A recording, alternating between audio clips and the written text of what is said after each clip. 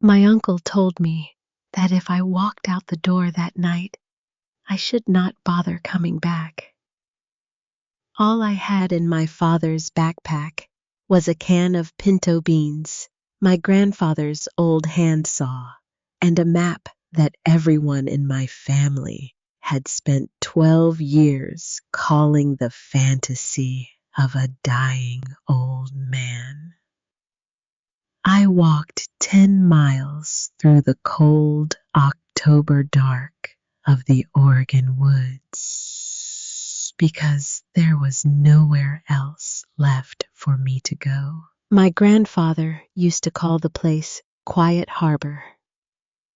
He had told me about it once at the kitchen table when I was 6 years old. He had drawn the map for me himself in pencil on a folded piece of butcher paper.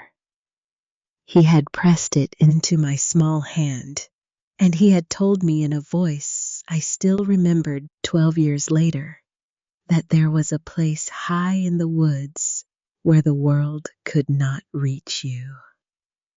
The next morning, my mother had taken the map away and laughed about it in a kind, sad way. The way you laugh about an old man losing his grip on what is real and what is not.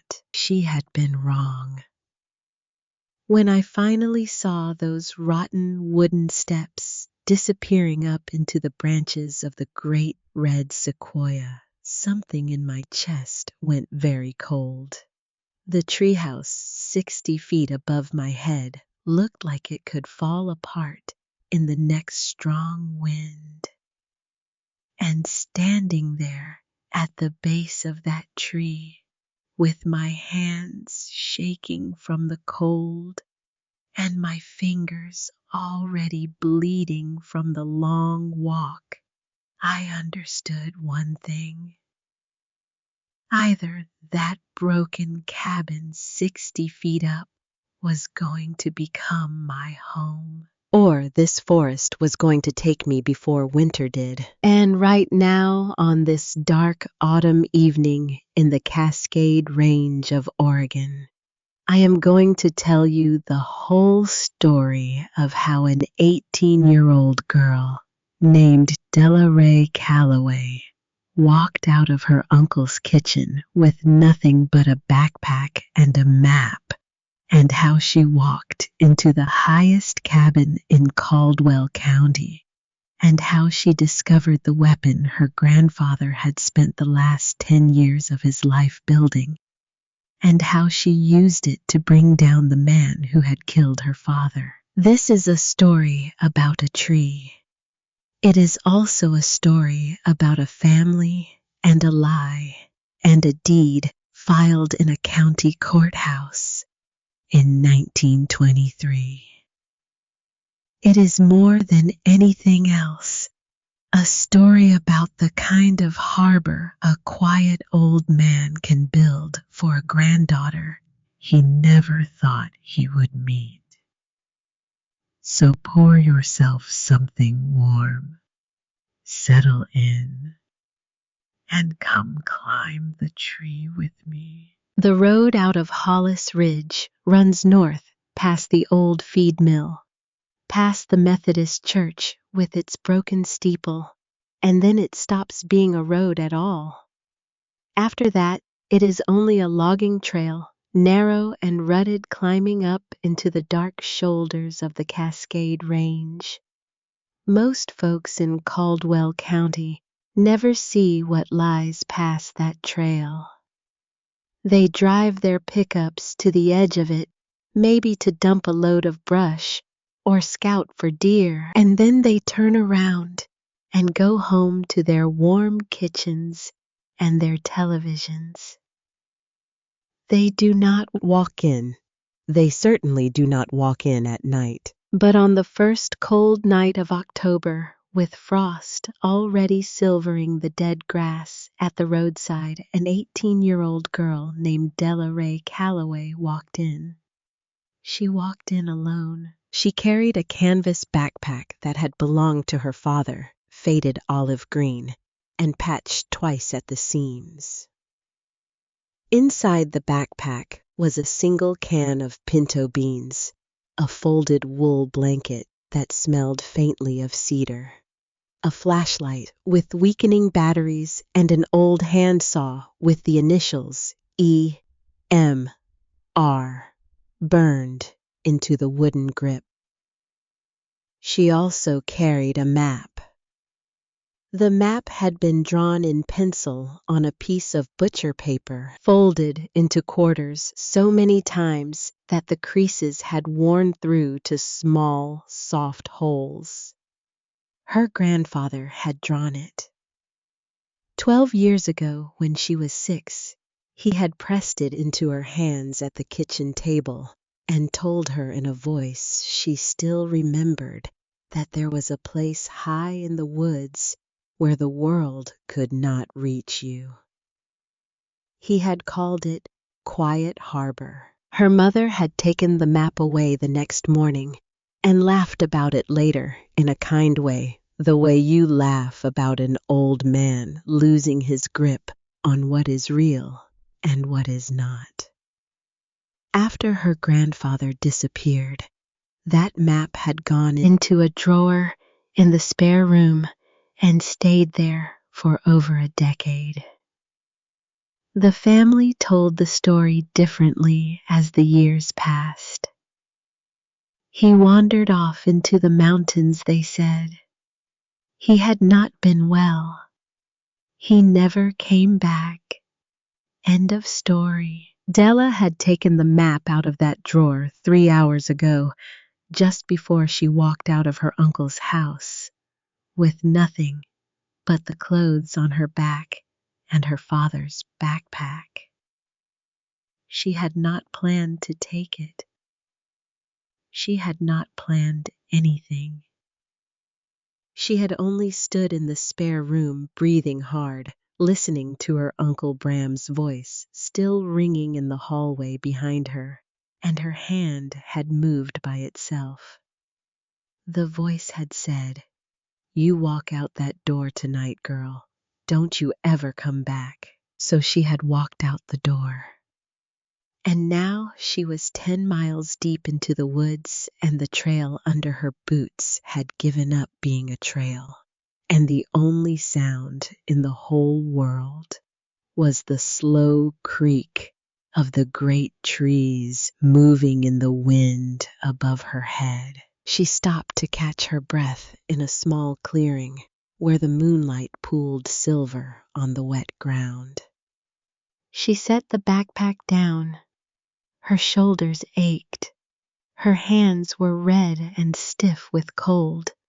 She looked up at the sky through the gap in the canopy, and the stars looked closer than they had any right to be hard and bright and indifferent. 6 months ago, she had been a senior at Hollis Ridge High School, finishing a paper on John Steinbeck sneaking out behind the gym to share a bag of pretzels with her best friend, Marigold Beach.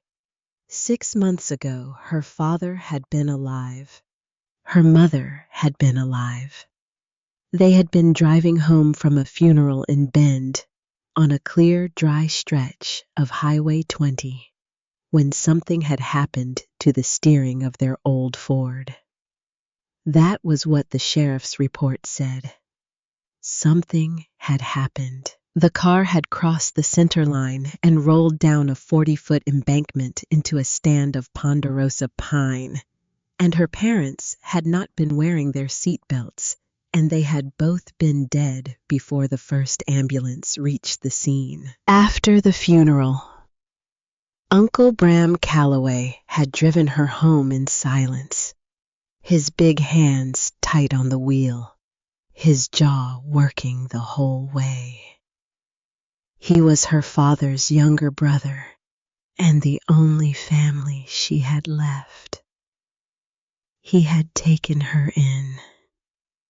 He had cleared out the back bedroom in his ranch house on Quail Hollow Road, and he had told her she could stay as long as she needed. That had lasted 6 months, It had ended tonight in the kitchen over a fight she could no longer remember the beginning of. Something about a letter she had found in her father's desk. Something about questions she had been asking, the kind of questions Bram did not like. The argument had grown teeth. He had stood up so fast his chair had hit the floor. He had pointed at the door, and his face had been a color she had never seen on a human being before. Somewhere between gray and white. And he had told her that if she walked out that door, she should not bother coming back. So she had walked. And now, standing in the clearing under stars that did not care, she opened her father's backpack and took out the map. She unfolded it carefully. The pencil lines were faded almost to nothing, but the route was still there. From the end of the logging trail, north by northwest, across a creek her grandfather had called Tipping Run, up the long ridge known to old loggers as the Saddle, and then up and up to a single point marked with a small, careful drawing of a tree. Next to the tree, in her grandfather's careful block letters, were 2 words, Quiet Harbor. She refolded the map. She put it back in the front pocket of the backpack. She drank a swallow of cold creek water from the dented metal flask she had filled at Tipping Run an hour ago. Then she shouldered the pack again, and she kept walking. She walked for another 2 hours. The forest changed as she climbed. The pines gave way to firs, and then the firs gave way to something older and far larger trees so wide at the base that her arms could not have reached halfway around them. Sequoias.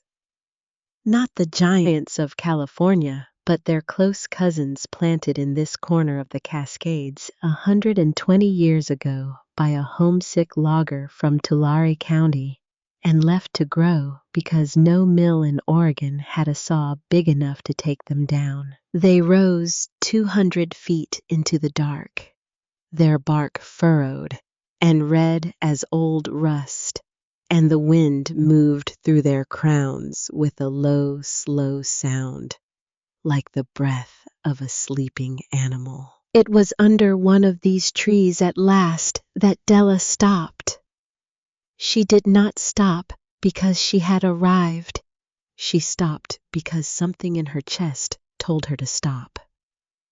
She lifted the flashlight, and the weak yellow beam crawled up the trunk of the tree, up and up, past the lowest branches, past a knot the size of a wagon wheel, past a place where the bark had been scarred long ago by lightning. And then the beam found it. A platform, a small wooden platform, gray with weather lashed, and bolted into the high crook of 3 enormous limbs. From the platform, the dark shape of a structure rose another 12 feet. A roof, walls, a window with 1 cracked pane, a tree house. It was real. It had been real all along. Della lowered the flashlight slowly, and she stood there for a long minute without moving.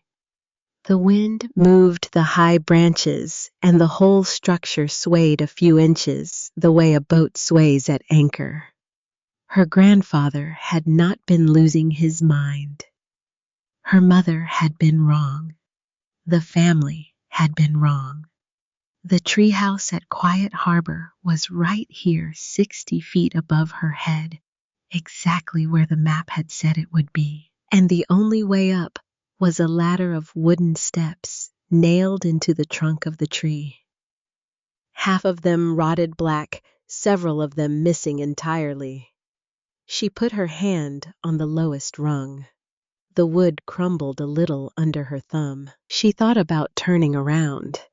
She thought about it harder than she would ever admit out loud, even to herself, in any quiet hour for the rest of her life. She could turn around.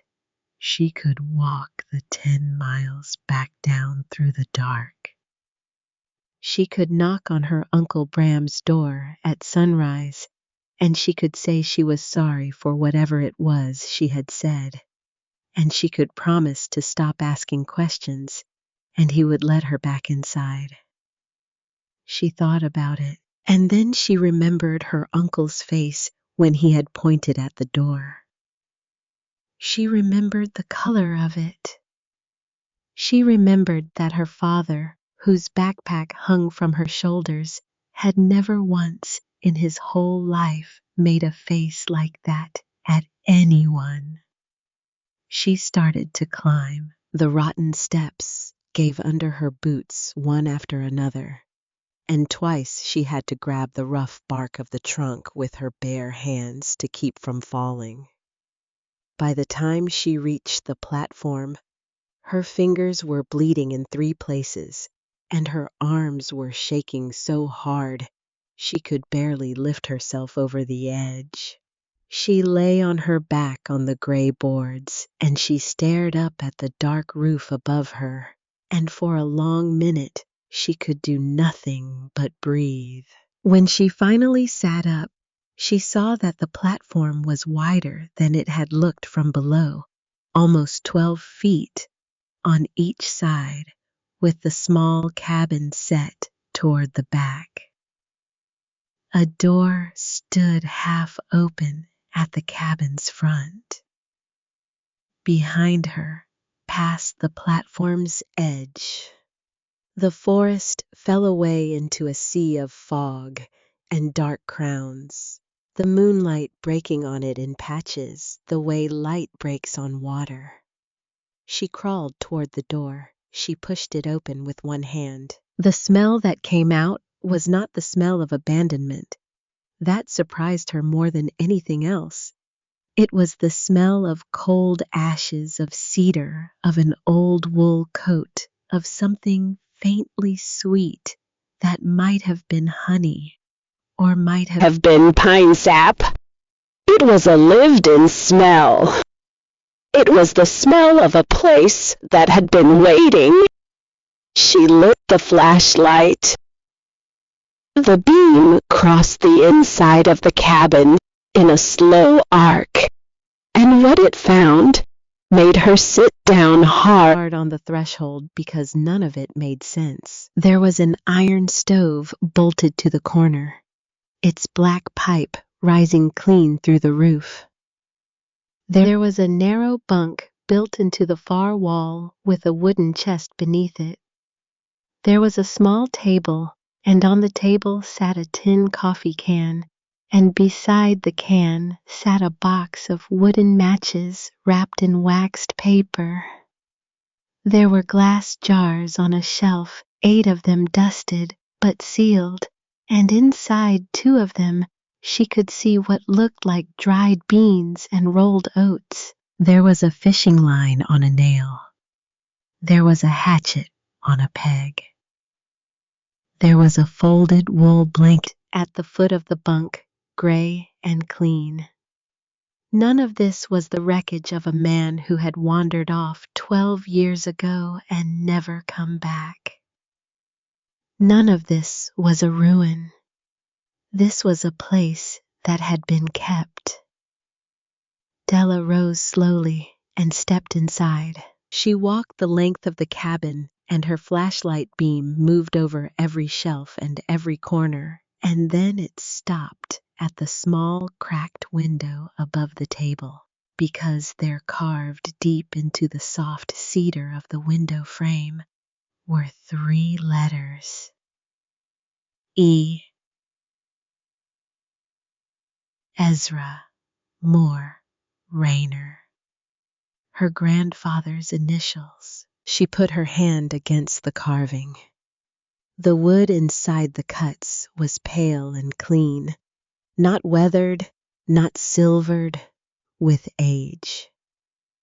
It was new. The cuts could not have been more than 2 or 3 years old. Her grandfather had been here in this cabin long after the family had buried his memory in a drawer. She sat down on the bunk because her legs would not hold her anymore. She pulled the wool blanket around her shoulders. She put her face in her hands. She did not cry because she had used up all her crying 6 months ago at the funeral. But she sat there for a long time in the dark cabin, 60 feet above the forest floor, while the wind moved the great tree under her, and the platform creaked softly with the motion, the way a vessel breathes at her moorings. And somewhere down below in the dark, an animal moved through the wet leaves and was gone. She tried to sleep. She could not sleep. Every sound the tree made was a new sound, and her body could not tell the difference between the harmless and the not. The cabin shifted with the wind. The roof boards spoke to each other in slow groans. Somewhere in the wall, a piece of bark fell loose and skittered down inside the lath, and she sat up in the bunk so fast she struck her head on the low rafter above it. After that, she gave up on sleep. She lit one of the wooden matches from the waxed paper bundle, and the small yellow flame steadied the cabin around her. She found a stub of beeswax candle in a tin on the shelf and lit it from the match. Match and the candle burned without smoking, and the room came into a softer kind of light. She tried the stove. She balled up a page from an old almanac she found in the chest and broke a few cedar shavings off a kindling pile that had been stacked beside the firebox. She used a second match. The flame caught, then guttered. She tried to feed it. Within 30 seconds, the cabin was full of acrid gray smoke, and she was coughing into her sleeve and clawing at the door to get it open. The stovepipe was clogged. Years of soot and dead leaves, and probably a bird's nest somewhere up the flue. She killed the fire with the small kettle of creek water she had brought up the ladder, and she stood out on the platform in her father's coat, breathing the clean, cold mountain air, while the smoke poured out of the open door behind her like the cabin was exhaling. So, no fire, not tonight. She sat down with her back against the cabin wall, and she pulled the blanket around her, and she stared out at the great sea of fog that lay between her and the world she had walked away from. The moon had moved. The fog had thickened. She could no longer see the ground at all. She might as well have been at sea. She thought about her father. She thought about the letter she had found in his desk 3 weeks ago, when she had finally worked up the nerve to clean out the last of his things from the spare room at her uncle's house. The letter had been in a manila folder with no label tucked behind a tax return from 1998. It had been written in her father's careful hand. It had been addressed to Pop, which is what her father had called his own father, Ezra. It had never been mailed. The envelope had a stamp on it, and her grandfather's name and the post office box in Hollis Ridge that he had used before he disappeared, but the envelope had never been sealed. The letter inside had said this: Pop, I think I have figured it out. The 1923 deed is real.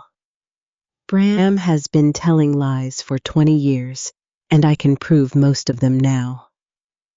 I need to see you. I do not care anymore what you said about staying gone.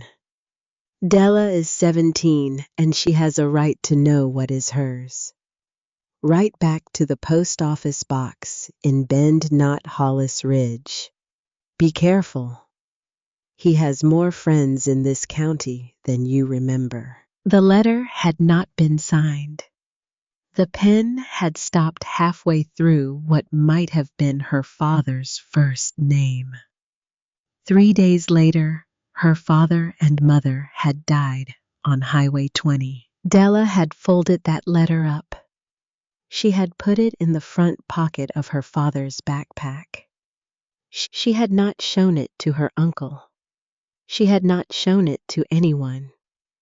But she had started asking questions, small, careful questions about the 1923 deed and about why her grandfather had stopped speaking to her uncle in the years before he disappeared. And every time she asked one of those questions, her uncle's face had gone a little tighter, and tonight in the kitchen, the tightness had finally torn. She knew sitting on the platform of the treehouse that the letter in her backpack was the reason she was sitting there. She did not yet know what the 1923 deed was. She did not yet know what her grandfather had been hiding from.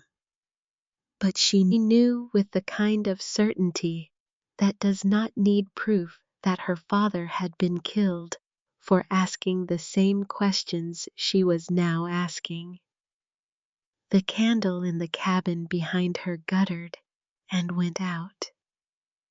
She did not relight it. She sat in the dark, and the fog rose, and somewhere far below her in the woods, a single owl called twice, and then was silent.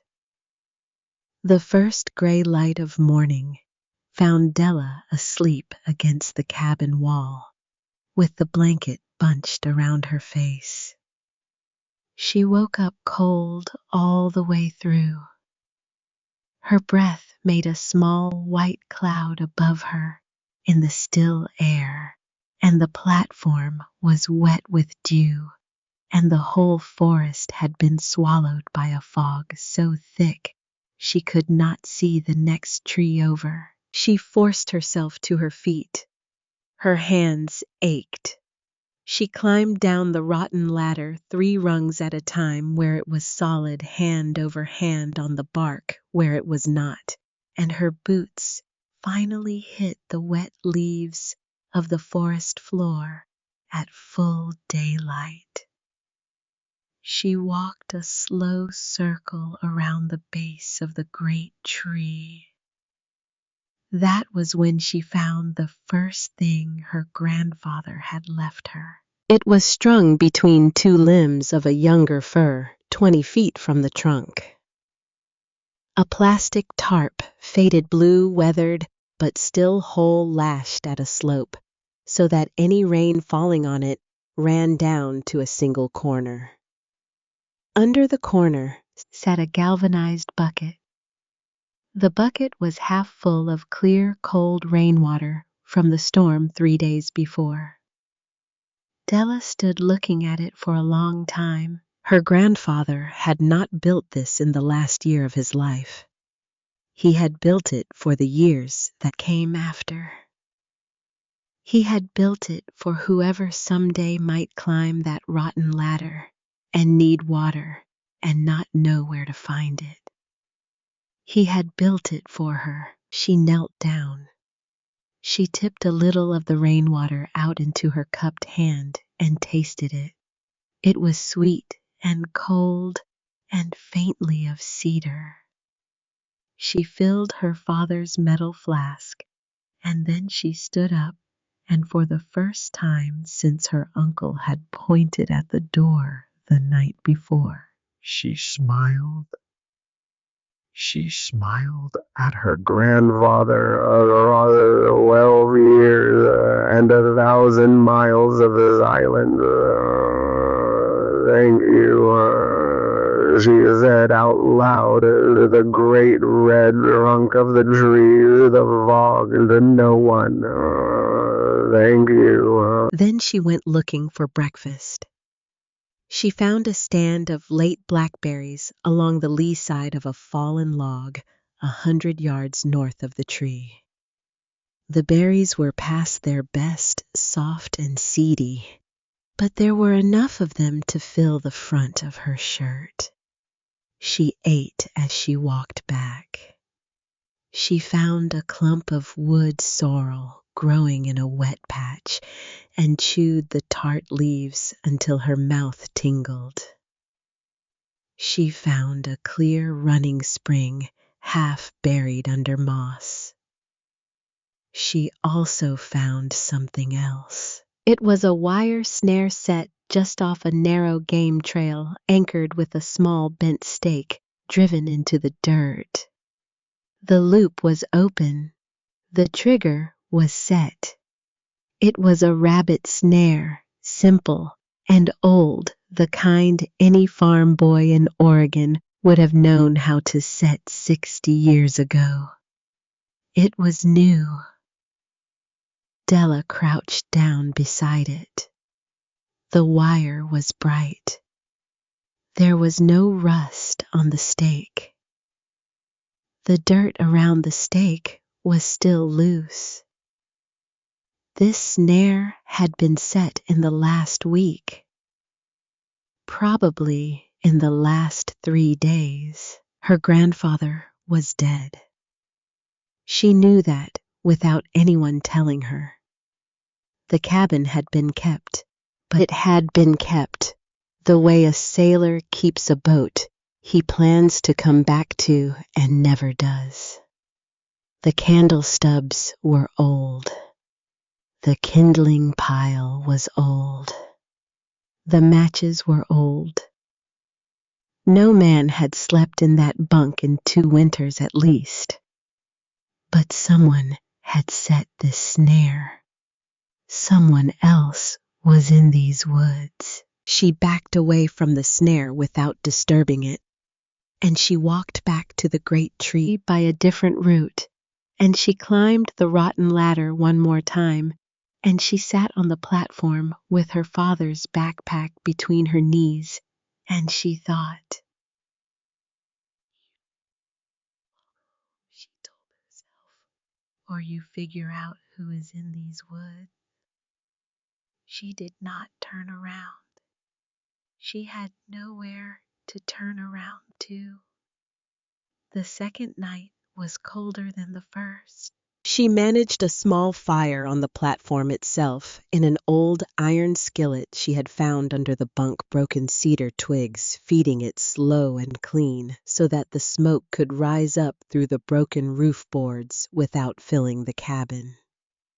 The fire did not warm the room exactly, but it gave her something to look at, and the orange flicker of it on the cabin walls made the whole place feel a little less like a tomb. She ate half the can of beans cold with a wooden spoon her grandfather had carved. She slept in fits. Twice during the night the wind rose and the great tree leaned, and the whole cabin leaned with it, and her stomach lurched up into her throat both times.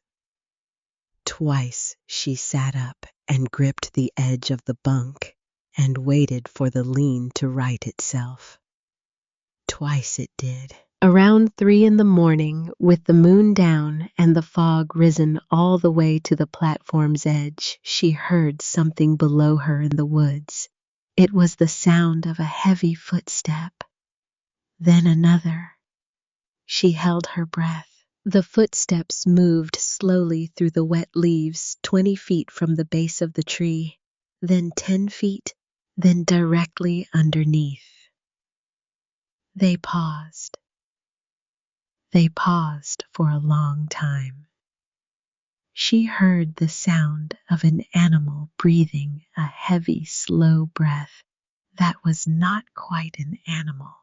and her hand crept out across the floor of the bunk until it found the wooden grip of the hatchet she had taken from the wall.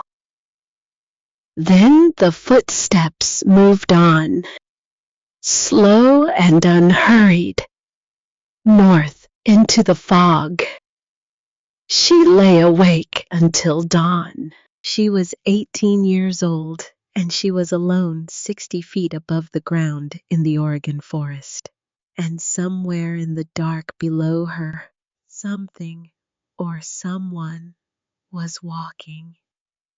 And whoever or whatever it was had stopped under her tree as if to listen.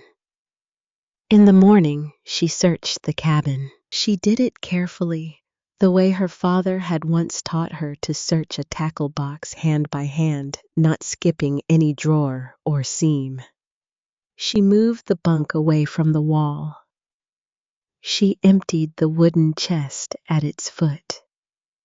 She lifted every loose board she could find.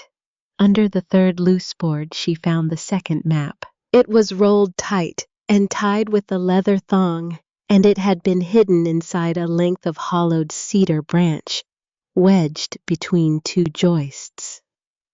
She unrolled it on the cabin floor.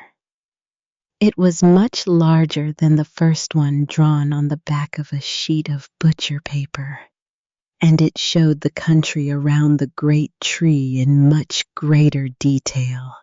It marked the spring she had found. It marked the snare line, 3 snares, not one. It marked a creek crossing she had not seen yet half a mile to the northwest. And it marked one thing she did not understand.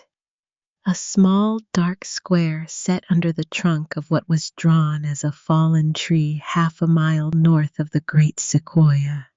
Next to the square in her grandfather's hand, 2 words. Below ground. She rolled the map back up. She tied the leather thong.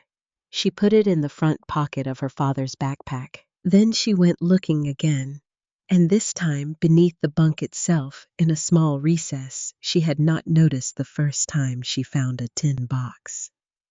The lid was rusted shut. She pried it open with the back of the hatchet, and inside the box were 2 things. One was a photograph, faded but clear, of an older man with white hair and a heavy gray beard. He stood at the edge of a creek holding a string of 3 small trout, and he was not alone. Beside him stood another man, taller, leaner, wearing a denim coat. They were both smiling. On the back of the photograph, written in her grandfather's hand, was a date. The date was 3 years ago. 12 years after the family had told everyone Ezra Moore Rayner had wandered off into the mountains and never come back. Della turned the photograph over and over in her hands. The second thing in the tin box was a small folded note written in the same careful hand as the letter in her father's desk. Only this note was older. The ink had faded to the color of weak tea. If the storms come early, it said, stay above the fog. She read the note 3 times. She did not know what the storms were. She would. The third evening, the rain started before sundown. Not the wild mountain storm she would come to know later, but a steady gray rain that swept in from the west and soaked the platform and the roof. She moved her father's backpack to the driest corner of the cabin and tried to plug the worst of the roof leaks with rags she tore from an old flannel shirt she had found in the chest. The rags slowed the leaks, but did not stop them. Water dripped onto her wrist as she worked. Water dripped on the iron stove and sizzled when it touched the cooling metal. She gave up on the roof when the light went. She lit the candle stub on the table. She ate cold beans from the can. She sat on the bunk with the blanket around her shoulders and watched the small flame. She thought about going down the ladder in the morning and walking back to Hollis Ridge. She thought about it the way a swimmer treading dark water thinks about the shore, knowing she could turn for it, and knowing also that she will not. That was when she heard the new sound. It was not a footstep. It was a voice. A man's voice, low, calling up from the base of the tree. Ezra, Ezra, that you up there? Della went still. The voice called again, a little louder. Ezra Moore Rayner, you old ghost. I see your light. She did not move. She did not breathe. For a long moment, the only sound was the rain on the roof.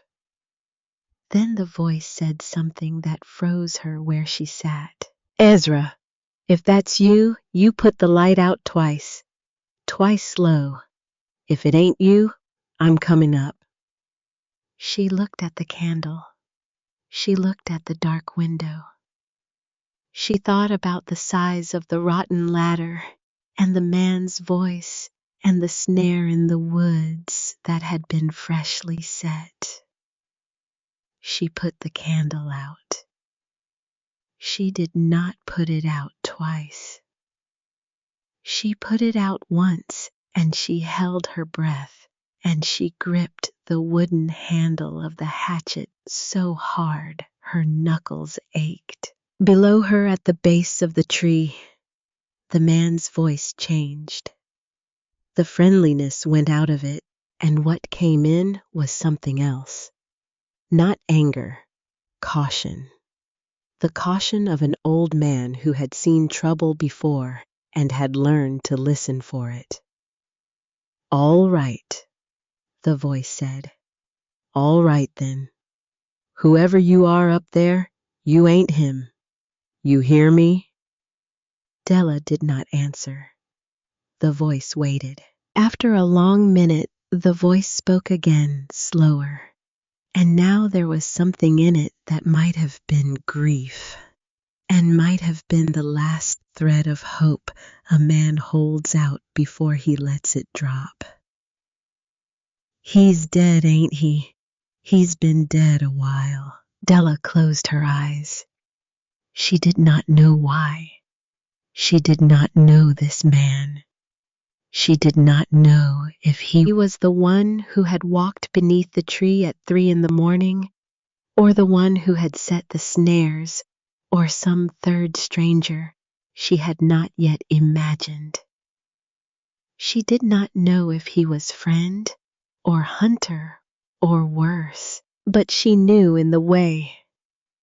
You know, the weather is changing before the wind shifts, that whatever happened next, it was going to happen because of this man, and there was no climbing back down the ladder to a world where it did not. The rain fell harder. The voice spoke one more time. My name is Wendell Pike, it said. I knew your grandfather. I'm the one who buried him. Della opened her eyes in the dark. And I came up here tonight to warn whoever was here. Because in 14 days, your Uncle Bram Calloway and a company called Caldwell Timber are going to start cutting down every tree on this mountain. including the one you're sitting in. The wind picked up. The great tree leaned a few inches. The platform creaked. And Della Ray Calloway, 18 years old, alone 60 feet above the wet floor of the Oregon forest, understood for the first time that she had not come to Quiet Harbor to hide. She had come to fight. Della did not light the candle again that night. She sat in the dark cabin with the hatchet across her knees and listened to the man at the base of the tree. He did not climb. He did not try the ladder. He stood down there in the rain for what must have been a full 10 minutes, saying nothing, and the silence between them was the loudest thing she had ever heard in her life. After a while, she heard him cough. It was a wet old man's cough, the kind that comes up from the bottom of a chest that has seen too many winters. Then she heard the small clink of a metal cup being uncapped, and she smelled faintly through the rain the sharp, clean smell of cheap whiskey. The voice came up again. "I'm going to sit," it said. "I'm going to sit right here under your tree until morning, and I'm not going to climb up unless you ask me to. You sleep if you can. You think on what I said. If you want to talk in the daylight, you can climb down to me. If you don't, I'll walk back the way I came, and you'll never see me again." There was a pause. Then the voice added softer, "But you should talk to me, girl, because whoever you are, you don't have 14 days. You have less than that, and you are sitting in a place I helped your grandfather build, and there is nobody else left alive who can tell you what your family did to him." She did not answer. She heard the man settle himself against the base of the tree. She heard the small sounds of an old finding the least painful way to sit on wet ground. After that, she heard nothing for a long time but the rain. She did not sleep. She watched the gray square of the window slowly turn from black to the color of slate, and then from slate to the soft pearl of a wet dawn. And the whole time she turned the man's words over in her head like stones in a creek bed. "I am the one who buried him. Caldwell Timber. 14 days. What your family did to him." By the time the first real light reached the platform, she had made her decision. She had not made it because she trusted the man. She had made it because she trusted nothing else. She slid the hatchet through the belt loop of her jeans where she could reach it fast if she had to, and she opened the cabin door. The platform was wet and steaming faintly in the early sun. The forest below was still under a low, cold fog that hid the ground entirely. She could see the crowns of the nearest firs and nothing else. She started down the ladder. She went slow. Her hands had stopped bleeding from yesterday's climb, but they were still stiff. Halfway down, where 3 rungs in a row were nothing but soft black sponge, she had to hug the trunk and use the bark itself to lower herself. When her boots finally touched the wet leaves, she did not let go of the tree right away. She held on with one hand, and with the other she put her palm on the grip of the hatchet. and she turned her head slowly to look at the man who had spoken. I was sitting against the great red trunk of the sequoia, maybe 10 feet away. He had a wool coat, the color of wet stone, and a battered felt hat in his lap, and a face that had been carved by 70 years of wind. His hair was white and cropped short. His eyes were a pale, washed-out blue. He had a metal canteen between his knees and a small canvas pack beside him, and a walking stick of polished hickory leaning against the bark within easy reach. He did not have a rifle. He did not have anything she could see that could hurt her quickly. He looked at her for a long second. He took her in slowly, the way a man takes in the shape of weather coming over a ridge. "Calloway?" he asked. She did not answer at first. "Delaray," she said finally. He closed his eyes for a moment. "Lord have mercy," he said very softly. "You look just like your mother." His name was Wendell Pike. He had been her grandfather's closest friend and her grandfather's only friend for 31 years. He had been a logger in the Cascades from 1972 to 2009, and he had known these mountains better than most men know the rooms of their own house.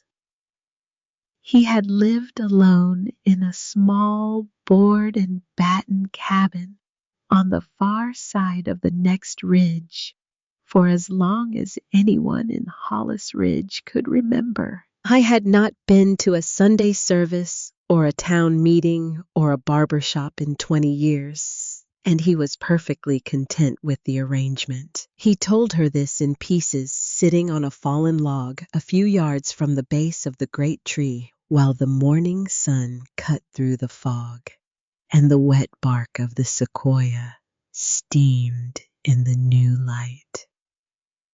He spoke slowly. He did not look at her while he spoke. He looked at his hands, which were big and brown and had 2 crooked fingers on the right one from a winch accident in 1986.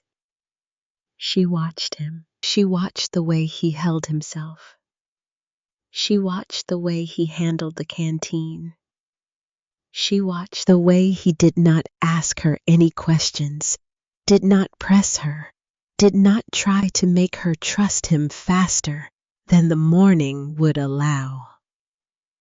After about half an hour of listening, she set the hatchet down on the log beside her. Wendell saw that she had set it down. He did not say anything about it, but the small thing in his shoulders that had been tight loosened a 1/4 inch, and she saw it loosen. "Tell me about him," she said. "Tell me about my grandfather." So he did. He told her that Ezra Moore Rayner had not wandered off into the mountains. He had walked off into them with a packed canvas pack and a borrowed pickup truck full of supplies, and he had done it on purpose on a Tuesday in October 12 years ago. He had done it the day after a long, bitter conversation with his younger son in the kitchen of the old Rayner place on Spruce Run Road. Wendell did not know exactly what was said in that conversation. He knew only what Ezra had told him afterward, which was this: "Bram has been at the deed. Bram has been lying. Bram is going to drag my name through every court in the county if I stay, and he will win because he has half the sheriff's department on his Christmas card list. I am not going to let him win in front of me. I am going to walk into the woods, and I am going to disappear, And someday, when the time is right, I will come back and prove him a liar. Wendell had told him not to do it. Wendell had told him a man does not solve a family problem by becoming a ghost. Ezra had told Wendell that if he wanted to help, he could help, and if he did not, that was fine too. Ezra had then taken the pickup full of supplies up the logging trail past the Methodist church, and he had driven as far as the truck would go, and he had carried the rest in by hand load after load for the better part of a month. He had built the cabin at Quiet Harbor with his own hands, 60 feet above the ground. Using lumber, he had hauled up the trunk of the great sequoia by rope and pulley. Wendell had come up twice a year to help. Just twice. That had been the agreement. Wendell brought salt and matches, and once a year a small bottle of Tennessee whiskey, and the rest of the time, Ezra lived alone. He lived that way for 10 years. In the last winter of his life, Ezra's heart had begun to give out. He had known it. He had not gone down to a doctor. He had told Wendell in the spring of the last year that he had perhaps a year left, perhaps less, and that he wanted to be buried in the woods near the cabin under a young hemlock he had marked with 3 notches at shoulder height. 2 years ago, on a clear morning in late April, Wendell had climbed the ridge to bring his old friend a sack of coffee and a fresh box of matches, and he had found Ezra dead in the bunk of the cabin. The body had been there perhaps 2 days. The stove had gone cold. There had been a folded letter on the table addressed to Wendell, telling him exactly where to dig the grave, and exactly how to mark it, and exactly what to do with the small tin box hidden in the recess beneath the bunk. Wendell had buried him. He had dug the grave himself on a slope of mossy ground a 1/4 mile north of the great tree in the lee of a fallen sequoia that had come down in a windstorm 15 years before. He had set a flat stone at the head of it, and he had carved into the stone with a chisel he had brought up for the purpose 3 letters and 1 date: E.M. 2 years ago, this October. He had not told anyone, not the family, not the law. Ezra had asked him not to, and Wendell had honored that. He had come back to the great tree twice a year since. He had kept the snare line set because Ezra had asked him to keep it set. He had refilled the matches in the cabin and replaced the rotten kindling. He had been waiting the way you wait for a letter you know is coming, but do not know when. He had not expected the letter to be a granddaughter. I had not expected the letter to be 18 years old and standing at the base of his old friend's tree with a hatchet through her belt loop and her father's backpack on her shoulder. But here she was, and here was the rest of it. He told her about Bram next. He told her about the 1923 deed. It was the second twist of her life, and unlike the first, it did not come as a sound in the night or a face going the wrong color in a kitchen. It came as an old man's slow voice in the morning light, with the smell of wet bark and the small, distant call of a jay somewhere up the ridge. The Rayner family had owned this land since 1923. Della's great-grandfather, a railroad surveyor named Tobias Hollins. Rayner, had bought the original parcel from a homesick Tulare County logger for $900 and a saddle horse.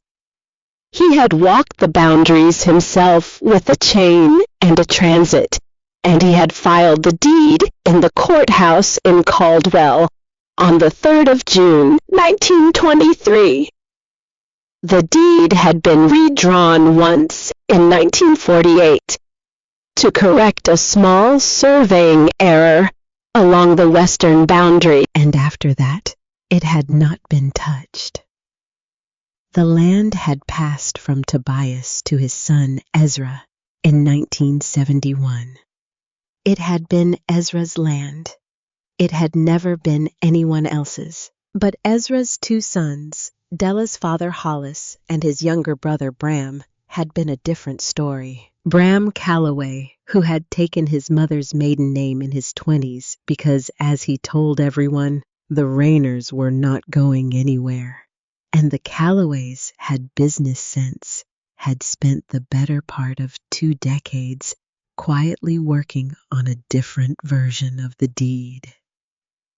He had used a small inheritance from his mother to befriend a county clerk who had a gambling problem. He had filed a series of small corrections to the deed throughout the 1990s, each one harmless on its own, each one slightly shifting the chain of ownership. He had finally produced in 2011 a second will allegedly signed by Tobias Rayner in 1962, leaving the land to the descendants of his daughter, Cora, rather than to his son, Ezra. Cora was Bram's grandmother on his mother's side. The will was a forgery. Bram had paid $800 to a man in Klamath Falls to make it. Ezra had discovered all of this in the spring of 2013, 6 months before he disappeared. He had discovered it because he had gone to the courthouse to update the deed, and the clerk had said very carefully that there was a problem. Ezra had not gone home that night. He had driven straight to the cabin Wendell kept on the ridge, and the two of them had sat at Wendell's kitchen table for 6 hours. And Ezra had said at the end of it, "I am not going to fight him in his court. I am going to disappear. And one day, when one of my grandchildren is old enough to listen, I am going to come back and burn his house down with the truth." He had spent the next 10 years gathering that truth. The journal, Wendell said. The journal told all of it. Pages and pages of careful handwriting, dates, names, courthouse references, photocopies of every fraudulent document. Ezra had been able to track down sworn statements from 2 men who had since died. Copies of the original 1923 survey notes that Ezra had quietly extracted from an attic in Eugene. The journal was in the bunker. Wendell pointed up the ridge with his crooked finger. Half a mile northwest, under the roots of the same fallen sequoia where he had buried Ezra. Della listened to all of this without moving. When Wendell stopped speaking, she sat for a long time looking at her own hands. She thought about her father's unsent letter in the front pocket of the backpack. She thought about the careful pen stopping in the middle of his first name. She thought about Highway 20 and the steering of the old Ford, and how the report had said something had happened. "Mr. Pike," she said, "my father wrote to my grandfather 3 weeks before he died. The letter is in my pack. He said the 1923 deed was real, and he could prove most of Bram's lies. He said he was going to come find my grandfather." Wendell closed his eyes. Lord, he said again softly. Lord Hollis, you stubborn boy. My father and mother died on Highway 20 3 days after he wrote that letter. Wendell opened his eyes. They were wet. He did not try to hide it. I know, he said. I read about it in the paper. I came out here that week, and I sat under this tree for 2 days. I did not know your father had figured it out. I did not know he had written. If I had known, I would have warned him. Warned him about what? Wendell looked at her steadily. That your uncle does not lose, he said. Your uncle does not lose Della. He does not let people who are about to beat him keep breathing. They walked to the bunker that afternoon. Wendell lead. He used the hickory stick to push aside the wet brush. Della walked behind him with her father's pack on her shoulders and her grandfather's larger map folded in her hand. Wendell did not need the map. He had walked this path twice a year for a dozen years. He could have walked it blindfolded, but he let her hold the map, and he let her call out the landmarks as they came, because he said, you need to know this country in your own hands before you need to know it in the dark. The path climbed gently at first through the great red trunks and then more steeply along the lip of a small ravine. They crossed a clear stream over a flat rock Wendell pointed out, as one Ezra had set there 20 years before. They passed the second of the 3 snares Wendell had been keeping baited. They came at last to a long flat shoulder of the ridge where the sun broke through and the moss was thick and undisturbed. In the center of the shoulder lay a fallen sequoia.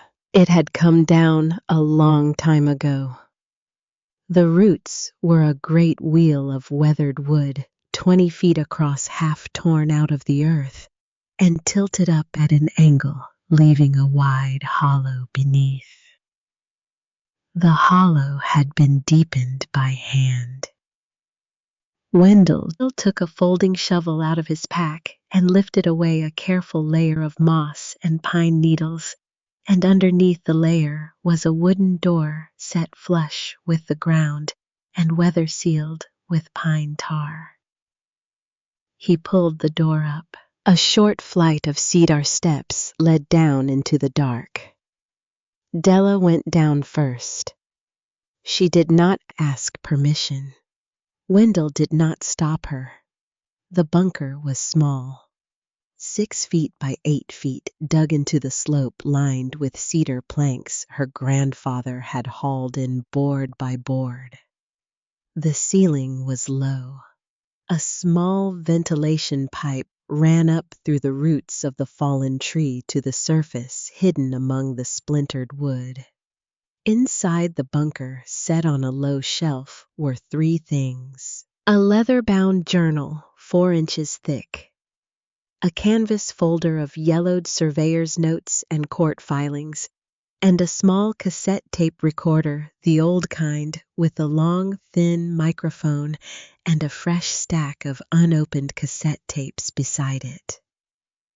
Della stood in the doorway with Wendell at her shoulder, and she looked at the 3 things on the shelf, and she understood for the first time what her grandfather had spent the last 10 years of his life building. He had built a weapon. It was a weapon made of paper and patience, and he had built it in this hole in the ground because he had known that he himself would never live long enough to use it. He had built it for her father. When her father had died, he had built it for whoever came after. She picked up the journal. She held it in both hands. The leather of the cover was warm with the small heat of the bunker. She opened the first page. Her grandfather's careful hand filled the line at the top of the page. If you are reading this, my name is Ezra Moore Rayner, and I am dead. The land you are standing on is yours. Take it back. She read for 2 hours. Wendell sat on the steps at the bunker's mouth and watched the woods. He did not read with her. He had read the early pages once years ago, and Ezra had asked him not to read the rest. He was a man who kept agreements. Della read with the journal open on her knees and a flashlight in her hand. She read about the gambling clerk in Caldwell. She read about the forger in Klamath Falls. She read about the $800 and the second will, and the small, careful corrections filed across 2 decades. She read about 3 different men her grandfather had interviewed in 2014 and 2015, 2 of whom were now dead, and 1 of whom lived in a nursing home in Roseburg. She read until her eyes watered and her back ached. She closed the journal. She put it in her father's backpack. She put the canvas folder in beside it. She put the cassette recorder in beside that, and she wrapped the spare cassettes in her own coat to protect them. Then she stood up and she said to Wendell, "We are going back to the cabin. I need to think." They never reached the cabin that afternoon. The storm came in over the ridge faster than either of them had expected. Wendell looked up at the once when they were still a 1/4 mile from the great sequoia, and his face changed. "We are not making the cabin," he said. The first heavy drops hit them before he finished the sentence. The wind came up 2 minutes later, a wind that was already the kind of wind you do not stand against. The fir crowns above them began to lash, and the air filled with the snap of dead branches breaking loose and falling, and Wendell took her arm and turned her sharply off the path. "There is a deadfall," he said, shouting now over the wind. 200 feet. We can shelter under the lee." They ran. She had the backpack on. He had the hickory stick. They ran through a sudden white wall of rain, and the world was nothing but wind and the cracking of wood. And twice she stepped wrong on the wet moss, and twice she nearly fell, and the second time Wendell did not catch her in time, and she went down hard on her right knee on a half-buried root. She felt the skin tear. She felt the warm blood under her jeans. She got up anyway. They reached the deadfall, a great Douglas fir that had come down across 2 boulders 10 winters before, and Wendell shoved her under the curve of the trunk where it was nearly dry, and he crowded in behind her, and they sat there, pressed together in the small, dry space, while the storm passed over them. It passed slowly. It took most of an hour. In that hour, while the wind tore through the crowns above them, and the rain ran down the trunk of the deadfall in small, fast streams, Wendell told her one more thing. He told her about her father's last week. I told her that on the Friday before her parents died, her father had driven up to the logging trail and walked in 2 miles by himself. Wendell had been on the ridge that day scouting fresh deer sign, and he had seen her father from a distance and had not approached him. Wendell had thought, watching her father walk that trail, that the man was looking for something. He had thought it might be Ezra. He had not gone down to speak. I had not gone down because he had promised Ezra years before never to make contact with the family. He had watched Hollis Calloway walk that trail, and he had let him walk it alone. And 3 days later, Hollis Calloway had died on Highway 20. I should have stopped him, Wendell said. He did not look at her when he said it. He looked out at the rain. I should have stopped him and told him his father was alive. He would not have died on that highway if I had told him. Della sat with her hands on her bleeding knee and listened. She did not say it was all right. She did not say it was not Wendell's fault. She did not say anything for a long minute because she did not yet know what she felt. Only that the thing she felt was very large and very cold and would take her years to fully understand. She said at last, "He did not die on that highway, Mr. Pike.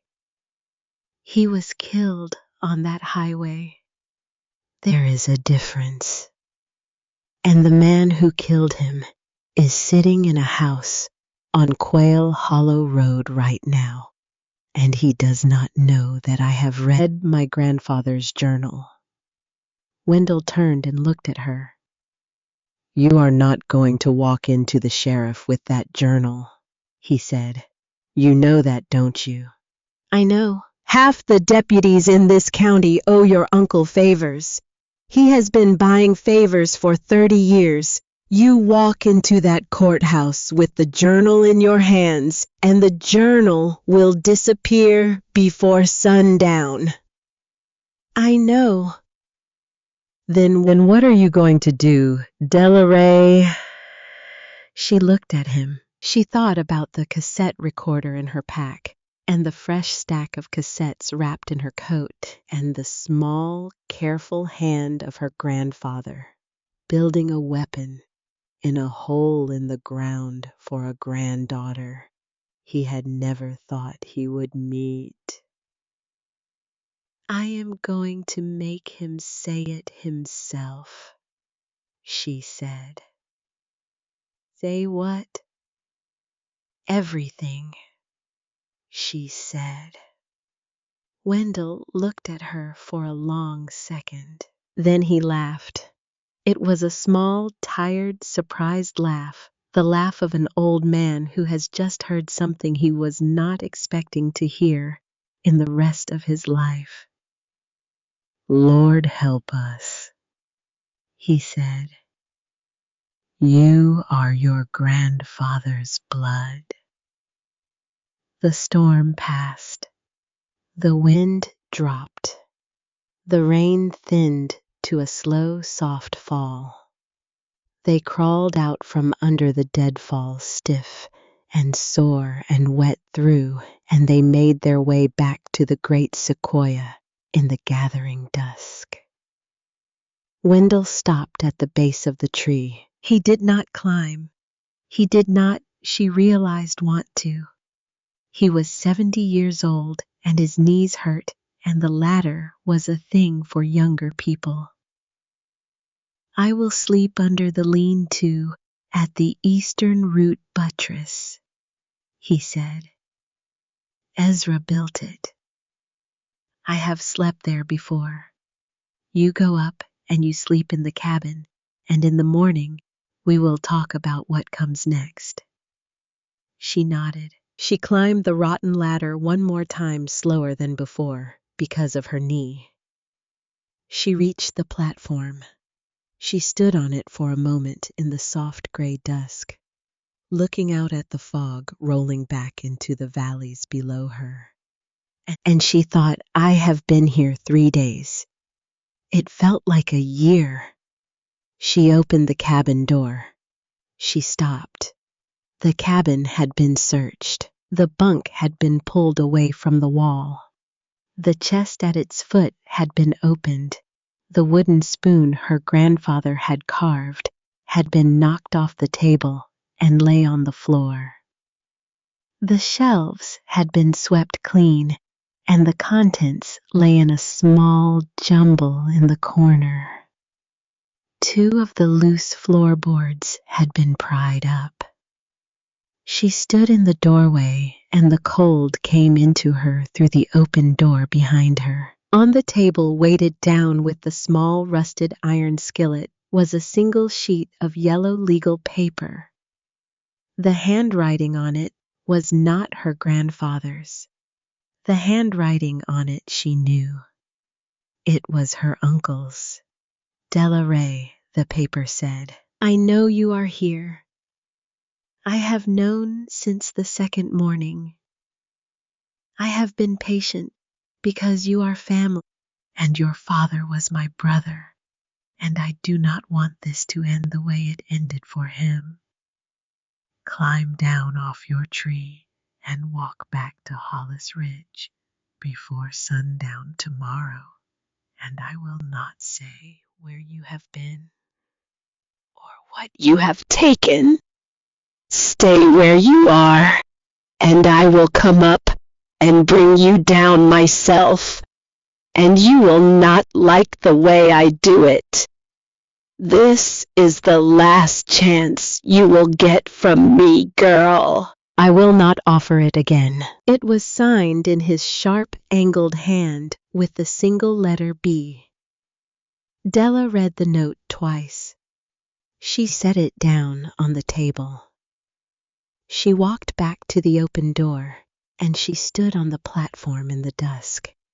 And she looked down at Wendell, who was unrolling a small canvas bedroll under the lean-to at the eastern root buttress 60 feet below.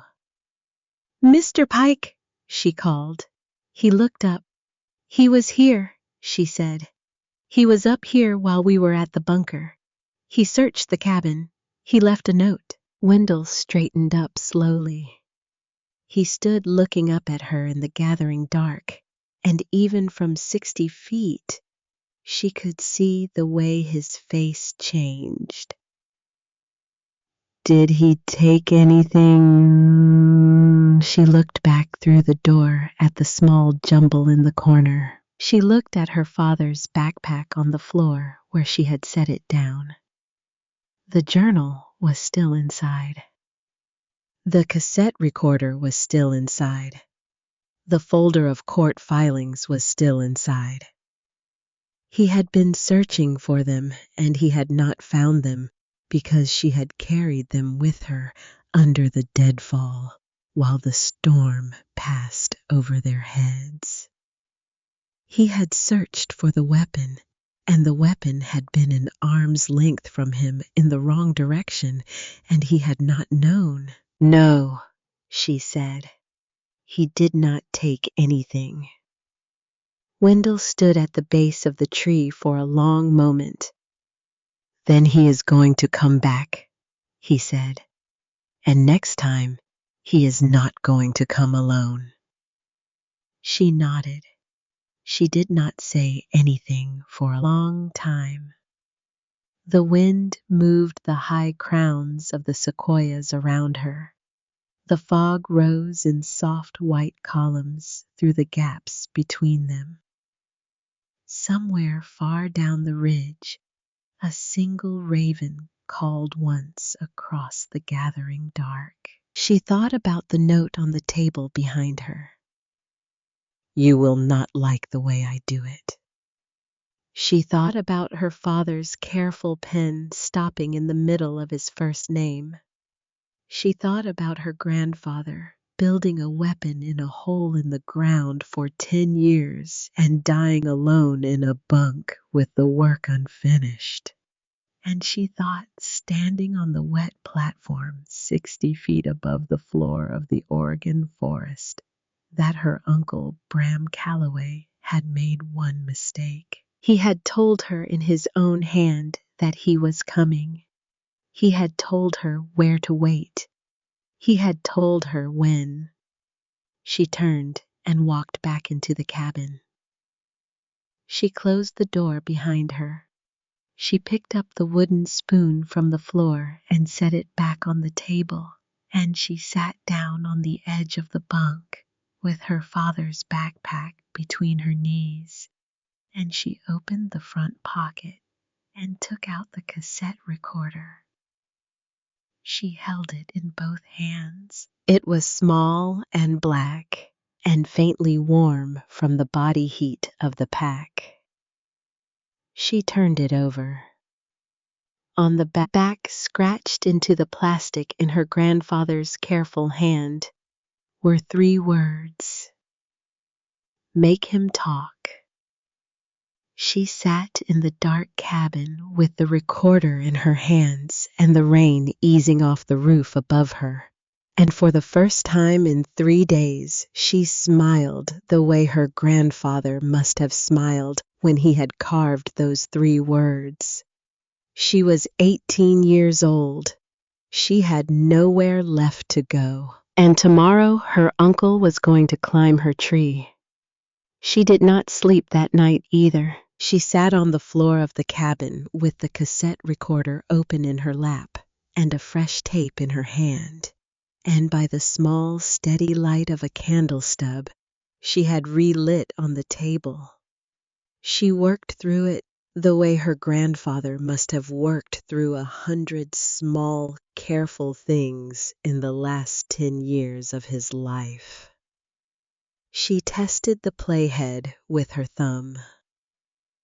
She wound the tape forward and back.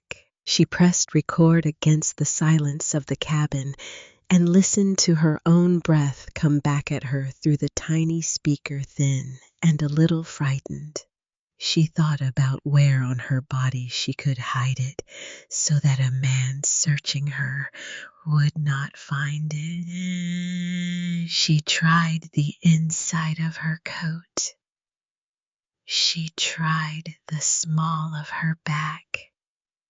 She tried the front pocket of her father's flannel shirt. In the end, she settled on the inside of her left boot, with the small, thin microphone running up the inside of her jeans and clipped to the inside of her belt, where the leather had worn thin. She tested it once more. She said into the empty cabin, "My name is Della Ray Calloway, and I am 18 years old." She played it back. The voice that came out of the small speaker was clear. It was clearer than she had expected. Her grandfather had kept the heads clean and the batteries in the dark, and the rubber pinch wheel oiled the way he had kept everything for 10 years against a day he had known he would not see.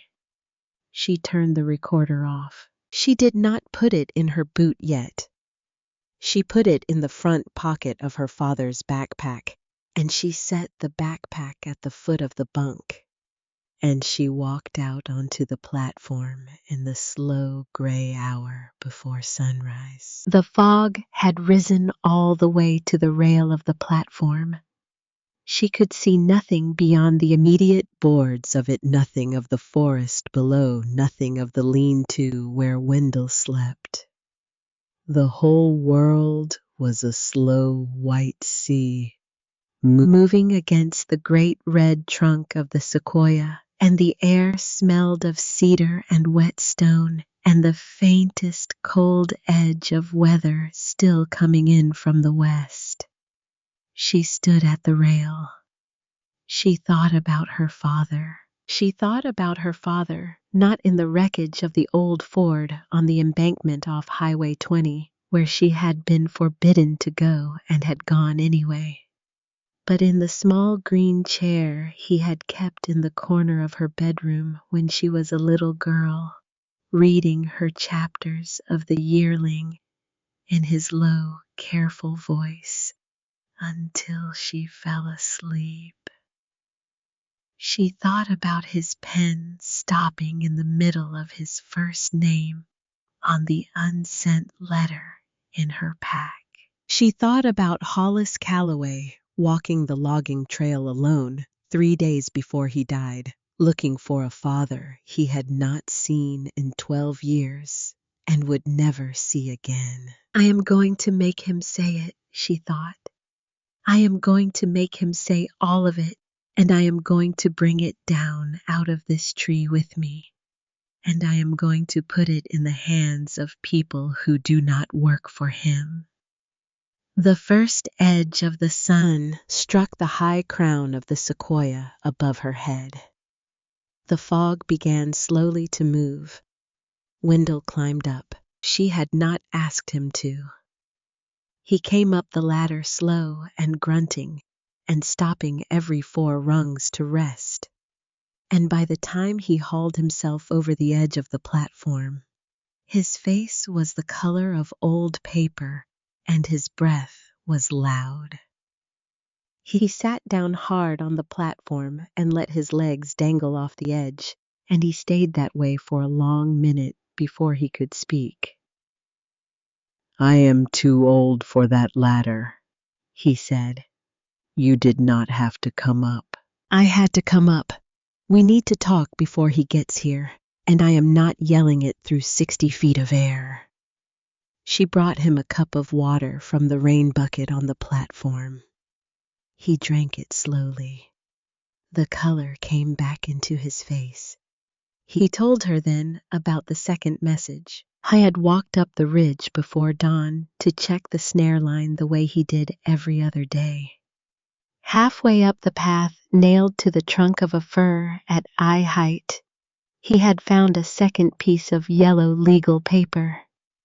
The hand was Bram's. The note had been shorter than the one in the cabin. Old man, I see your tracks. Stay out of this and you keep your cabin on the ridge. Get in my way and I will burn it down with you in it. B. Wendell had taken the note down and put it in his coat pocket. He had not turned around. He had come up the ridge anyway. He showed her the note now sitting on the platform with the sun finally cutting through the last of the fog. His hand was steady when he held it out. She read it. She gave it back. He is coming today, she said. He is coming today. How many men? 2, I think. 3 at the most. He will bring his foreman from Caldwell Timber, a man named Royce Hanley. Big, mean. Was a deputy in Coos County before he was fired for breaking a teenager's jaw in a holding cell. He will also bring one of his own, probably a younger fellow named Tully Briggs, who has been working at the mill since high school and would put his own mother in a ditch for a Christmas bonus. He will not bring the sheriff. No, he will not bring the sheriff. The sheriff will be in Bend at a conference today conveniently. That is how your uncle works. Della nodded slowly. She told Wendell then what she had been working out through the night. She told it to him in short pieces because she did not want it to sound like a plan when she said it out loud. Plans were a thing that broke. What she had in her head was simpler than a plan. It was a single thread, and as long as she could keep her hand on the thread, the rest of it would follow. She told him about the recorder in her boot. She told him about the ladder She told him about the second ladder. That last one stopped Wendell. He stared at her. What second ladder? She pointed. On the far side of the great trunk from the rotten main ladder, almost invisible in the deep furrows of the red bark, ran a second line of wooden rungs. They were smaller. They were spaced wider apart. They were nailed in tight against the trunk on the side that faced away from the trail, and they had been hidden by the bark and by the moss for so long that even Wendell, who had been to this tree 100 times in 30 years, had not known they were there. She had found them yesterday afternoon when she had walked a slow circle around the base of the tree on her way back from the bunker. She had climbed up them last night by the light of the candle stub, after she had read her uncle's note on the table. She had found halfway up the second ladder that 3 of the rungs were not quite right. They looked the same as the others. They were the same gray wood. They were nailed in at the same angle. But when she had put her weight on the first of them, the rung had given by half an inch with a small, clean sound, and the nails had not held. She had caught herself on the bargain time. Oh, she had looked closer in the candlelight, and she had seen that the nails in those 3 rungs were short finish nails set into pre-drilled holes that were too wide for them. The rungs were rigged. They had been rigged for a long time. Her grandfather, when he had built the second ladder, had built 3 of its rungs to fail. He had built them to fail under the weight of a man who did not know they were there. He had built a trap. She told Wendell this on the platform in the morning sun, in a low, steady voice, and Wendell looked at her for a long second, and then he turned his face away and put his big, crooked hand over his eyes. Lord, he said very softly, Lord Ezra, you were waiting for him this whole time. I was waiting for somebody, Della said. He was not sure who. He built it for whoever came up that side of the tree with bad in their heart.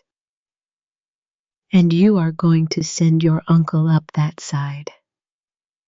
I am going to send all of them up the other side, she said, because the main ladder is going to be gone. They worked all morning. Wendell did not climb back down to the ground. His knees would not have made the descent and the second climb in one day. Instead, he sat on the platform and he showed her, with the small, steady patience of an old logger, how to cut a rope cleanly, and how to lash a beam, and how to throw a knot that would hold under a man's full weight, and how to untie that same knot in 2 seconds with one hand. She did the climbing. She went down the main ladder twice. She brought up coils of old rope from the lean-to at the base. She brought up a folding handsaw she found in Wendell's pack. She brought up the hatchet from her belt. At a little past 10 in the morning, she sawed the top 3 rungs of the main ladder cleanly through at the back, where the cut would not show from below. She did not remove them. She left them in place. They looked from 60 feet down like solid rungs. They would feel solid under the first hand that grabbed them. They would hold a man for the time it took him to commit his weight to them. After that, they would not. She tied a single coil of fresh rope to a beam under the platform and dropped the free end down the far side of the tree where the second ladder ran. She did not tie the rope off down below. She left it free. It hung loose against the trunk, a thin gray line against the red bark, and from any distance it looked like a forgotten piece of cordage left over from some long ago repair. It was, in fact, the line she would use to come down off the tree when this was over. If she came down, she did not let herself think about the if. She did not let herself think about it once all morning, even when her hands shook on the saw, and even when she misjudged a step on the rotten ladder, and her boot went straight through a rung, and she had to catch the trunk with her elbow and hang there for a long, shaking second, 60 feet above the wet leaves. She climbed back up. She finished the cuts. She came up onto the platform and she sat down beside Wendell, and she drank half a cup of water from the rain bucket without speaking. The wind had begun to rise. It was rising the way it had risen the night of the first storm, slow and low and steady from the west, with that small, clean edge of cold under it that meant the second storm was coming and was not far away. Wendell looked up at the sky. "High is coming with the weather," he said. "He thinks the weather will help him. He thinks the noise of it will cover what he does up here. He is right about the noise. He is wrong about the help." Della reached down.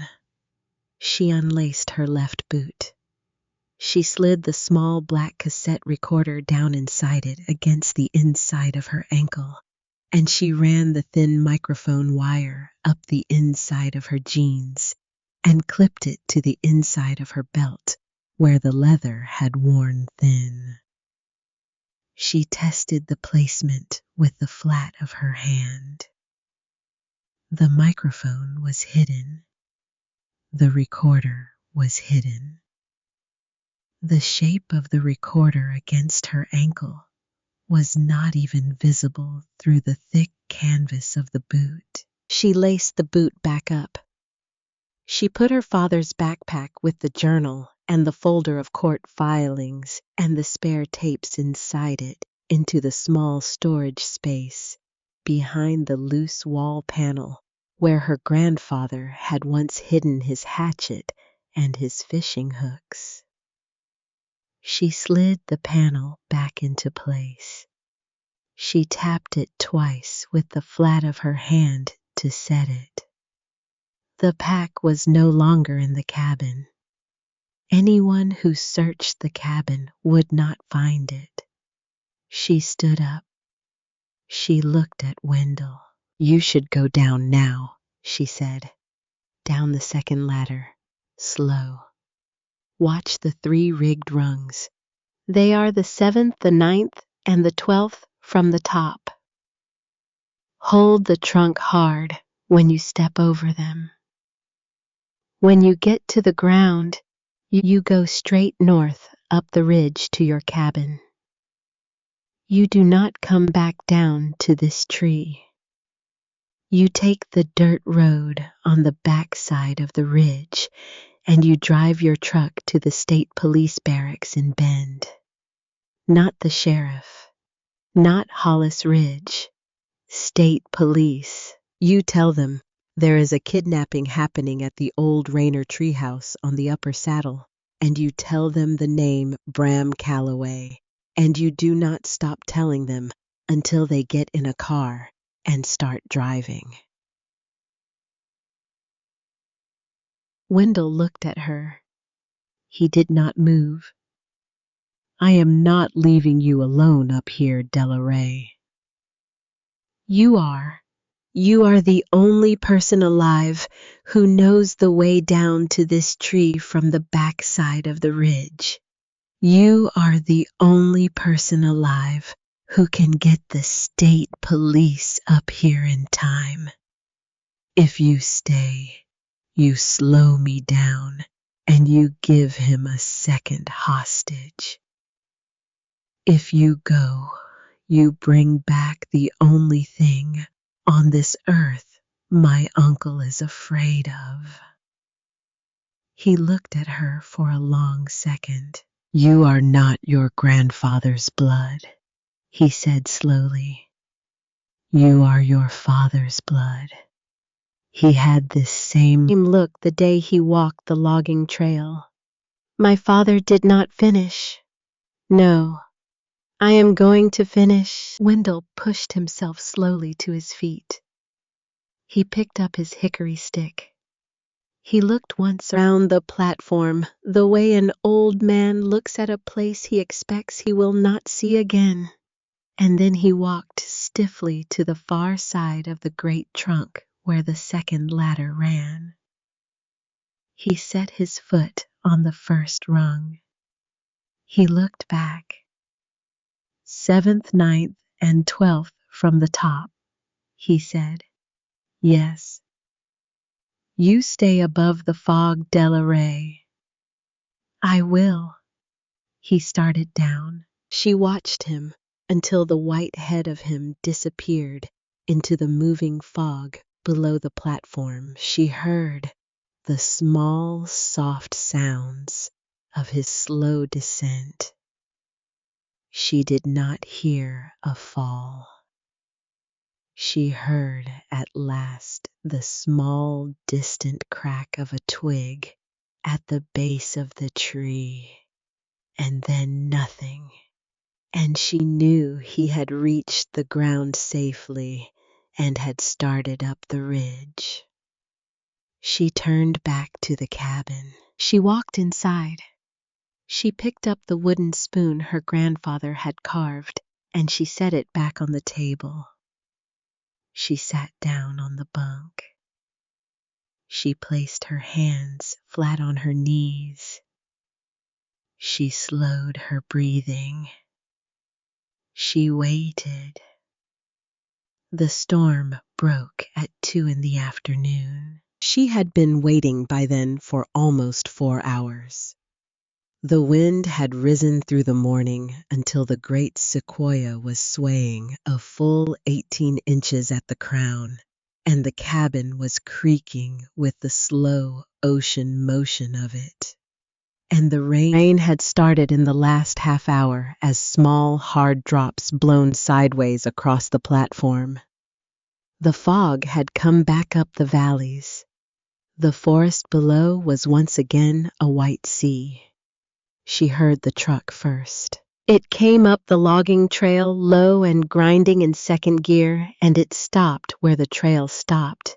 She heard the doors slam, one, then another, then a third. 3 of them.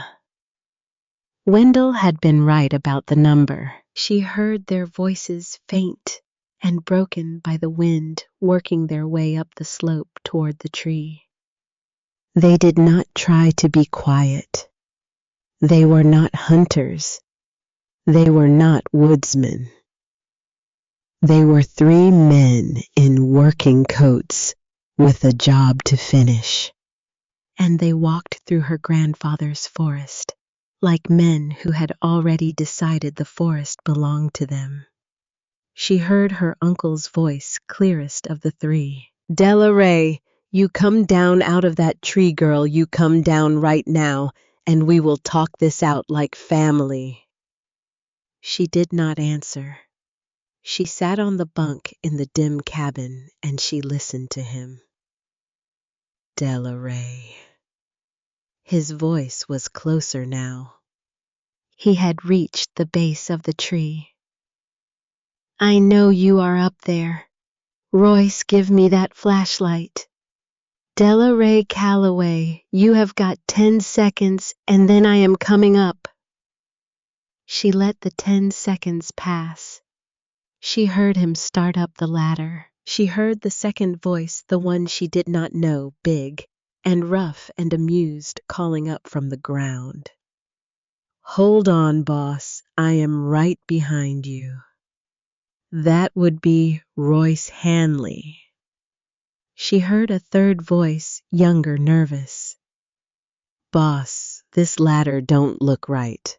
That would be Tully Briggs. She heard her uncle answer irritably. The ladder has held men twice my weight. Get up here. She heard the slow, heavy progress of 3 men climbing the rotten main ladder. Her uncle was first. He was the heaviest. He reached the top first. She heard his hand slap the edge of the platform 60 feet above the ground, and she heard his grunt as he pulled himself up, and she heard Royce Hanley start the last 12 rungs behind him. She stood up from the bunk. She walked to the cabin door.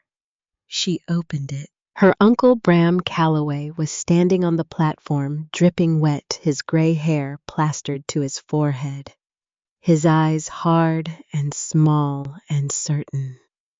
He had a heavy flashlight in one hand, and his other hand was empty, but she saw the shape of a pistol under the hem of his coat at the small of his back. There you are, he said. She did not speak. Behind him, 60 feet below the platform, the rotten main ladder finally did what she had cut it to do. The top 3 rungs gave under Royce Hanley's combined weight as he pushed himself up to the platform's edge. She heard the clean, small crack of the cuts she had made that morning. She heard Royce Hanley's voice change from confidence to something else entirely. She heard the heavy weight of him fall. She did not hear the ground. The fog and the wind covered it. She heard instead a single short cry from below. Then, nothing. Tully Briggs, who had been below Royce on the ladder, screamed something she could not make out. She heard his boots scrambling. She heard him drop the rest of the way down the lower section of the ladder and hit the ground running. She heard him crashing away through the brush in the direction of the truck. He did not come back. She had counted on this. Tully Briggs was 23 years old and had not signed on for anyone falling 60 feet through fog. He was running for the truck, and he would keep running, and within the hour, he would be in a roadhouse somewhere in 3 counties from here, trying to drink the sound of Royce Hanley's cry out of his head. That left her uncle alone on a platform 60 feet above the ground in a rising storm, with no way down except a ladder that no longer had a top. His face changed. She watched it change. She watched the certainty in his small, hard eyes give way to something else. Something that was not yet fear, but was the small first cousin of it. She watched him look back over his shoulder at the broken top of the ladder. She watched him look at her. You cut it, he said. Yes, you cut my ladder. It was not your ladder. He took a step toward her. His hand moved back slow and deliberate toward the small of his back. She did not move. If you pull that pistol, she said in a voice she did not know she had, you will fire it on a platform that is currently moving 12 inches in every direction in a storm 60 feet above the ground with no way down. You will not hit me on the first shot. The second shot you will not have because I will be inside the cabin, and the cabin has a door that locks from the inside, which my grandfather built. And when this storm clears, the state police are going to come up that path with my friend Mr. Pike, who is at this very moment driving to Bend. So you can shoot, Uncle Bram. You can shoot, and you can sit up here with a body and a storm. Or you can come inside out of the rain and you can talk to me. He looked at her for a long second. The wind moved the great tree. The platform leaned. He grabbed the doorframe with his free hand to steady himself. She saw in his face the moment he believed her about the state police. He did not pull the pistol. He walked slowly past her into the cabin. She followed him in. She closed the door behind them. It took her almost an hour to make him talk. He sat on the bunk with his back against the wall and his hands flat on his knees, and at first he said nothing at all. He stared at the small iron stove. He stared at the cracked window. He stared at the table where her grandfather's wooden spoon sat next to the small, steady flame of a fresh candle stub. She sat across from him on the wooden chest. She did not threaten him. She did not show him the journal. She did not show him the cassette recorder in her boot. She did not show him anything except patience, the kind of patience an old man builds into a hole in the ground over 10 years and leaves behind for a granddaughter he has never met. She talked. She talked about her father. She talked about the green chair in the corner of her bedroom and the yearling and her father's careful voice. She talked about the funeral and the way Bram had driven her home in silence and the way he had cleared out the back bedroom on Quail Hollow Road.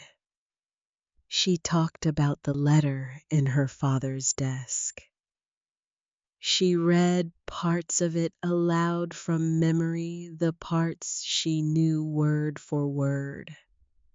She watched his face. She watched the small, hard certainty drain out of it, the way water drains out of a bucket with a small hole in the bottom, slow and steady until what was left in him was not certainty at all, but the long, tired thing that had been sitting underneath the certainty for 30 years. When she had finished reading from her father's letter, she sat in the candlelight and looked at her uncle, and she said one thing. "You killed him." He did not answer right away. The wind moved the tree. The platform leaned. The rain hammered the roof. "It was supposed to be him alone," he said at last. She did not move. She did not breathe. "It was supposed to be him alone on that highway.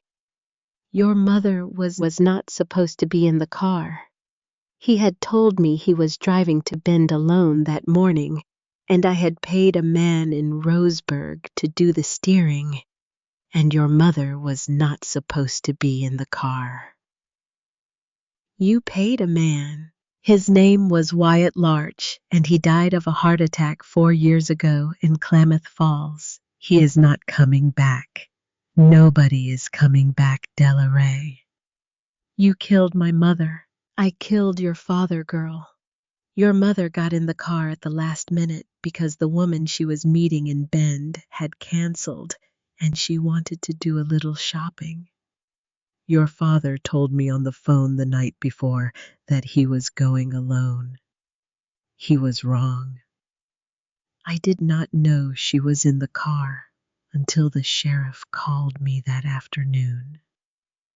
He looked at her. His eyes were wet. She had not expected the wet. "I did not want your mother dead," he said. "I have lived with that for 6 months. You have lived with my father dead for 6 months too." "Your father," he said, "was going to find Pop. He was going to find him alive in these mountains, and he was going to bring him back into court with the 1923 deed in his hand, and he was going to take everything I had spent 20 years building. He was my brother, and I loved him, and I had no other choice." The cassette recorder in her boot recorded every word of it. She did not show him. She did not say one word about it. She let him talk for another 40 minutes. She let him tell her about the gambling clerk in Caldwell and the $800 to the man in Klamath Falls and the favors he had bought from the sheriff's department over 30 years. She let him tell her about Caldwell Timber and the contract and the 14 days. She let him tell her slowly, with the air going out of him like a long, slow leak, about the shape of the life he had built and the small, ugly pieces it had been built out of. When he was done, he closed his eyes. He sat with his back against the wall and his hands flat on his knees, and he did not look like her uncle anymore. He looked like an old man who had finally heard from his own mouth the size of what he had done. The storm was easing. She stood up. She walked to the small, cracked window above the table. She looked out through the wet glass at the moving crowns of the great sequoias. Below her, faintly through the dying wind, she heard a new sound. It was the sound of vehicles. More than one. They were grinding their way up the logging trail, low and slow in second gear, the way trucks grind their way up a trail when they are carrying weight and have been told to hurry. She closed her eyes. Wendell had made it. The state police were coming. She turned back to her uncle. He had not opened his eyes. He had heard the engines too. He knew what they were. "You are not going to fight them when they come up," she said. "You are not going to draw that pistol. You are going to come down the second ladder slow, with your hands where they can see them, and you are going to live the rest of your life in a cell somewhere in Salem. Do you understand me?" He did not answer right away. Then, with his eyes still closed, he said, "How did you do it, Delaray? How did you make me say it?" She reached down. She unlaced her left boot. She slid the small black cassette recorder out from against her ankle. The red record light was still steady. The tape was still turning. She held it up. He opened his eyes. He looked at the recorder for a long second. Then he gave a low, broken sound that might have been a laugh and might have been the first edge of weeping, the sound of a man who has just heard the size of his own ending. "Your grandfather built that," he said. "Yes, he built that recorder, and he built this cabin, and he built that hole in the ground I never could find, and he built it all for the day somebody who looked like him would come walking up the trail." "Yes. He won then?" her uncle said. "He won." He did not move from the bunk. He did not reach for the pistol. He sat there, with his back against the wall while the state police trucks ground their way up the last of the trail, and the rain eased off the roof above them, and the great red trunk of the sequoia slowly stopped its long ocean motion as the wind died. It was full dark by the time they got him down. 2 troopers from the Bend barracks went up the second ladder with climbing rope and a harness, and they brought Bram Calloway down the backside of the great sequoia in the rain, with his hands cuffed behind him and his eyes on the wet leaves at his feet. He did not look up at the platform. He did not look at Della as they walked him to the truck. I walked the way a man walks who has finally set down something he has been carrying for a very long time and has discovered that without it, he is not sure how to stand. Royce Hanley was alive. The fog and the soft, wet duff at the base of the tree had not saved him from a broken pelvis and a shattered femur and 3 broken ribs. But it had saved him from a closed casket. He was in an ambulance by the time the troopers came up. He would never walk right again. He would in 7 months take a plea deal in exchange for testimony about every payment Bram Calloway had ever sent through Caldwell Timber, and he would do 5 years in a minimum security yard in Sheridan and come out a thinner and quieter man who did not work in lumber anymore. Tully Briggs they found 3 days later in a bar in Klamath Falls. He had been crying off and on for most of 72 hours, and he told the troopers everything he knew before they had even sat down. Wendell was waiting for Della at the base of the tree. He had ridden up in the lead state police truck with a wet wool coat over his shoulders and the hickory stick across his knees. He stood under the great red trunk, with the rain falling slow around him, and he watched the troopers bring her uncle down, and then he watched the troopers help her down the back ladder, slow 1 rung at a time. When she reached the ground, he did not say anything for a long second. Then he opened his arms. She walked into them. She had not cried at her father's funeral 6 months ago, and she had not cried at her uncle's confession an hour ago. But she cried. Then, standing at the base of the great sequoia in the rain, with the old logger's arms around her, and he held her the way her father used to hold her in the small green chair. And he did not say a word until she was finished. They buried her grandfather properly that spring, not in a different place. Wendell said the slope of mossy ground under the fallen sequoia was where Ezra had wanted to be, and Della agreed, and they left him there. But they added a second stone next to the first. The new stone was larger. It carried his full name and his dates, and a single line Della had chosen herself from a passage her grandfather had marked twice in the back of the journal. He built a quiet harbor for the daughter of his son. The journal went to a lawyer in Eugene. The lawyer who had known Ezra Moore Rayner in the 1980s when they had both been young and full of fight did not charge her $1. The 1923 deed was restored to the Rayner name within 4 months.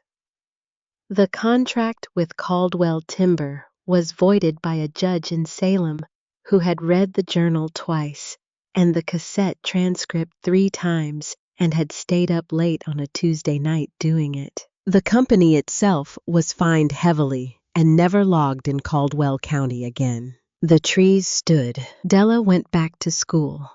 Not the high school in Hollis Ridge, which she had no more use for, but a small forestry program at a community college in Roseburg, where she studied for 2 years and learned the names of every kind of bark and root and beetle in the Cascades, and where she met a quiet young man from Coos Bay named Asa Tilden, who walked her home in the rain after class, and who 2 years later walked her up the logging trail past the old Methodist church and helped her carry 100 pounds of cedar, shake up the rope and pulley to the platform 60 feet above the ground. She rebuilt the cabin. She did not tear it down. She rebuilt around it board by board the way her grandfather had built it. She replaced the rotten main ladder with a new one of seasoned oak. She kept the second ladder exactly as it was, 3 rigged rungs in all. She kept the small cracked window with the carving of EMR next to it. She added in the cedar of the same window frame on a soft June afternoon when the sun came through the open door and the smell of pine sap was in the air. 3 new letters next to the old ones. D.R. She carved them slow and deep. She carved them the way her grandfather had carved his own, for whoever might come after. If you stayed with us all the way through to the last crown of the tree right, I would have stayed too. Down in the comments and tell us where in this country your own quiet harbor would be if you ever needed one. Subscribe to keep walking these old American back roads with us. The next story is already waiting up the trail.